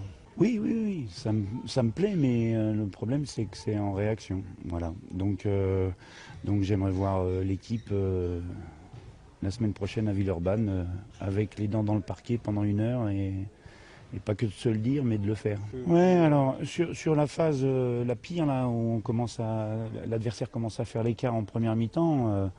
On joue à l'envers de notre projet, on joue seul, on est maladroit, mais on se demande, on a l'impression qu'on n'a pas travaillé, on est hésitant, on balbutie complètement notre handball. Voilà, c'est dommage. Je pense que ça demande plus de concentration et d'application dans le projet de jeu collectif. Exactement. Il faut remettre en selle ceux qui sont loin du niveau d'exigence, et puis il faut que les autres soient efficaces pour qu'on capitalise un peu de confiance avant d'aller à Villeurbanne. Ah bah carrément, ouais, carrément. Donc on joue quand on n'a plus rien à jouer, donc c'est pas le projet. Le projet, c'est d'être plus vaillant que ça et plus conscient de ce qu'on peut produire ensemble et efficace dans ce qu'on essaie de faire. Oui, c'est le contre-champ du match de la semaine dernière où sur l'agressivité on y était. Mais le pourquoi, c'est... Voilà, je vais passer la nuit, je vais regarder les images et puis je vais essayer de trouver des explications à tout ça. Mais là, on n'y était pas, c'est sûr. Eh bien, c'était Benoît Guillaume, l'entraîneur le nouvel entraîneur du GBDH, donc du Grand Besançon Handball, qui sera en déplacement à Villeurbanne vendredi prochain. Donc, on espère une victoire des Bisontins pour ouvrir le compteur pour cette saison 2021-2022. Puis, on espère vous voir très nombreux du côté du Palais des Sports Gagny-Yalouz pour supporter les Bisontins, car ils en auront besoin aussi cette saison. Eh bien, on va clore cette belle émission parce qu'on a passé un bon moment, n'est-ce pas, mon cher Fred? Ça y est, il s'est endormi. Non, il n'est pas endormi quand même. Ah oui, tu n'as plus le micro, c'est vrai. C'est vrai que le micro, il est parti. D'ailleurs, on a un micro tout neuf. Merci.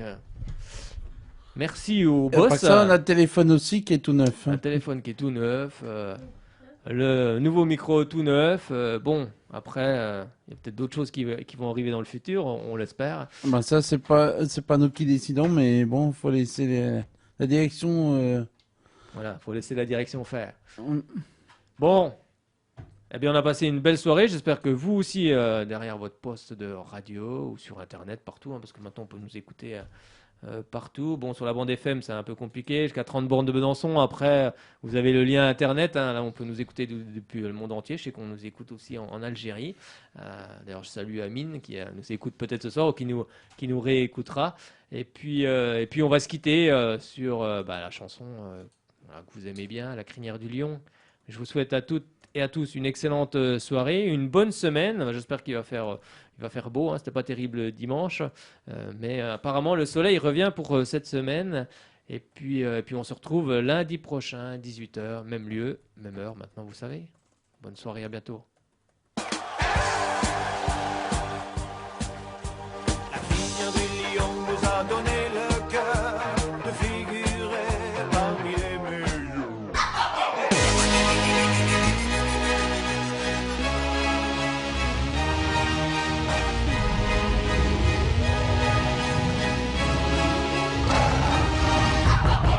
La crinière du lion, une couronne sur son encolure, symbole de l'empire, le roi des animaux d'un coup de griffe. Notre lion va laisser rivaux, il rugit, t'as pigé. Ici c'est Sochaux. C'est la crinière du lion qui nous caractérise, et son rugissement, celui qui terrorise. Dans la savane de la première division, on règne sans conteste avec le plus grand nombre de saisons. On fait partie du paysage, plus de 80 ans d'âge, mais les crocs du lion sont toujours aiguisés, acérés, attisés par un glorieux passé. La flamme qui vit dans nos cœurs ne connaît pas d'extincteur. À l'origine du professionnalisme et du championnat de France, on est longtemps resté une référence. Notre lion a engendré des lions, son premier club à se doter d'un centre de formation. 3 coupes et 2 titres nationaux majeurs, quelques aventures européennes, et pour l'heure des talents disséminés un peu partout, pas d'éclat, une fierté, c'est comme ça, par chez nous. La crinière du lion, une couronne sur son encolure, symbole de l'empire, le roi des animaux d'un coup de griffe. Notre lion va laisser rivaux, il rugit,